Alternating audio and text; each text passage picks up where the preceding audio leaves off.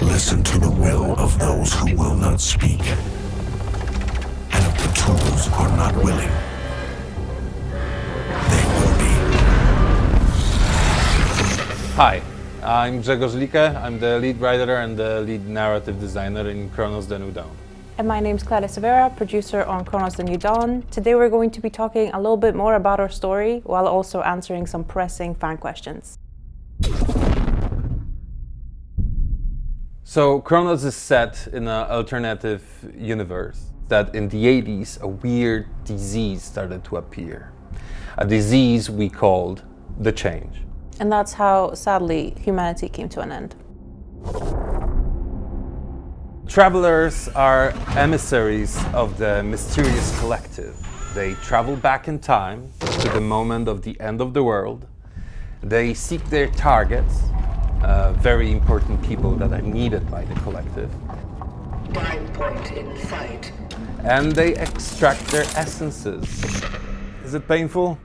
I think it's painful. With every single, weird procedure along those lines, you will expect it to be painful. And because we're taking away souls of human beings, don't expect it to be a nice thing. Well, they scream a lot.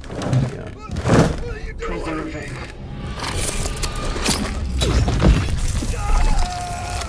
You'll be able to, throughout the course of your game, pick who you choose to extract.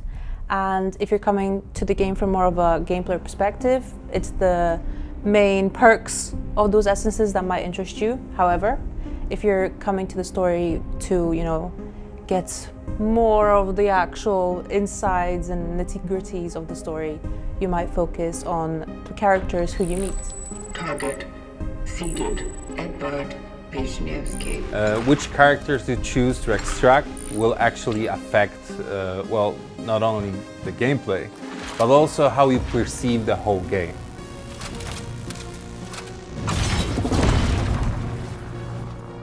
His name is the Warden, and his role, given by the collective, is to maintain not only the tools used by the travelers in their missions, but also the main hub in which you will spend a lot of time as a player.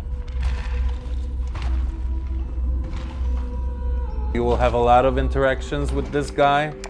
You will see that, he's got a little bit of different approach than the protagonist. Don't you think it's all trivial? In perspective of perpetuity, what isn't but a trivial thing? At Bloober Team, we still love to tell stories about people, about real people, about relationships between those people. You will meet a lot of characters in this game. Some of them you will love, and some of them you will, Maybe love. love less. Love less.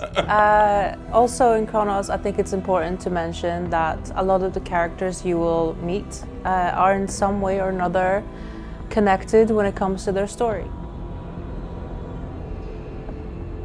I think it's cool that the player and the traveler are sort of on the same level when it comes to really discovering the story at the same time.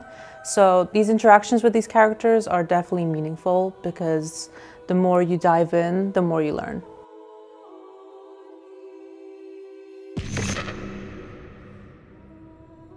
The main differences between Nova Huta and New Dawn are there isn't any floating buildings. In Nova Huta. Yeah. There isn't roaming monsters. Yet. Kind of. And the streets are undestroyed. However, we try to stick to the ideal image of Nova Huta as much as possible, but not only in the aesthetic, but also care about the historical importance and meaning of it. Also, obviously, in the game, we added some new buildings and new places for you to explore as a player. So the big building you see floating around in our trailers, we built it and then we destroyed it again. I was born and raised in Nova Huta, so this project feels very personal. But we chose Nova Huta because of the history the place has. That history rhymes very well with the questions we ask in the game and the themes we tackle throughout the story. And as Cronos doesn't have the ambition to be a historical game, well, the level of reproduction of things is super cool.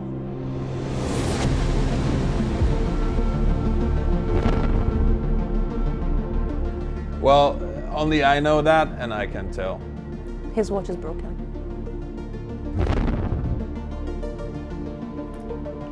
As far as we know, we don't know. Well, it is a time travel story. Duh. Why nobody ever asks about dogs? Or hamsters.